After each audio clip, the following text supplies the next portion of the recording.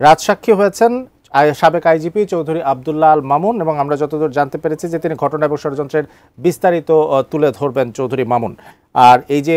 আদেশ হলো আজকে, সেটার সাক্ষ্য গ্রহণ হবে ৪ আগস্ট। জাবেদ আক্তার, আমরা কিছুক্ষণ আগে আমরা আসলে আমাদের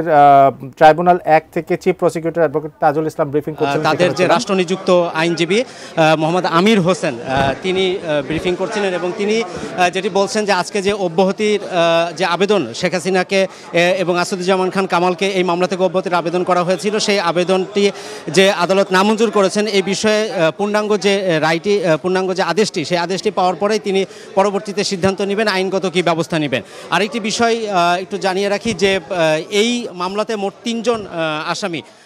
সাবেক প্রধানমন্ত্রী শেখ হাসিনা, আসাদুজ্জামান খান কামাল সাবেক স্বরাষ্ট্রমন্ত্রী এবং চৌধুরী আব্দুল্লাহ আল মামুন। চৌধুরী আব্দুল্লাহ আল মামুন তিনি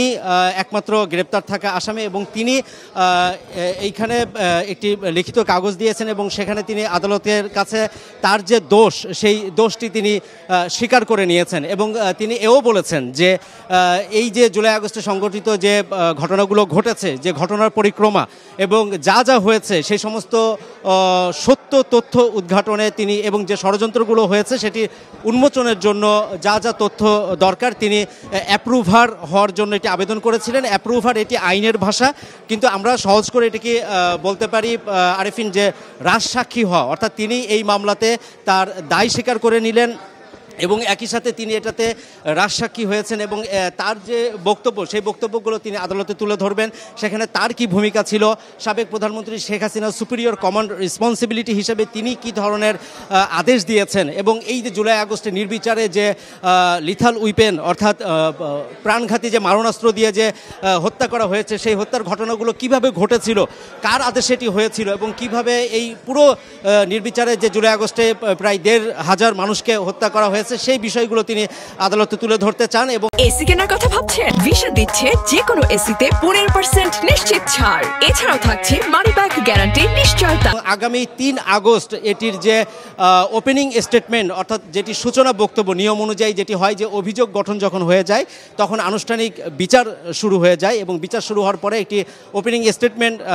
ট্রাইব্যুনালে উপস্থাপন করা হয়। সেই ওপেনিং স্টেটমেন্ট দেওয়া হবে ৩ আগস্ট এবং তার পরের দিন ৪ আগস্ট এটি সাক্ষ্য গ্রহণ শুরু হবে এবং সাক্ষ্য গ্রহণে এখানে প্রায় ৮১ জন সাক্ষী ছিলেন। তাদের যে এভিডেন্সগুলো আছে অর্থাৎ যে ভিজুয়াল এভিডেন্স, যে ভিডিও,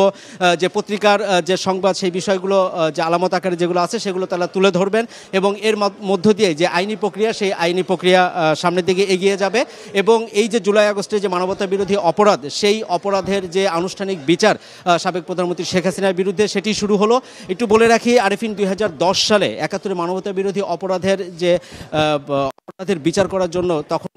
সাবেক প্রধানমন্ত্রী শেখ হাসিনা এই আন্তর্জাতিক অপরাধ ট্রাইব্যুনাল তখন গঠন করেছিলেন এবং এই যে ইতিহাসের পরিক্রমায় ১৫ বছর পরে গিয়ে জুলাই আগস্টে যে মানবতা বিরোধী অপরাধ সংঘটিত হয়েছে সেইখানে তার গঠিত ট্রাইব্যুনালেই আজকে আনুষ্ঠানিক তার বিচার শুরু হলো এবং প্রসিকিউশনের পক্ষ থেকে যে 5টি সুনির্দিষ্ট অভিযোগ আনা হয়েছে, যে অভিযোগগুলো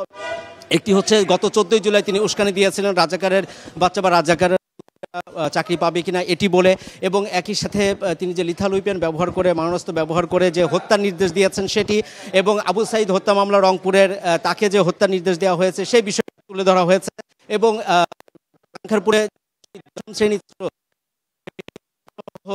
হত্যা করা হয়েছে সেই ঘটনা আনা হয়েছে এবং একই সাথে 5 নম্বর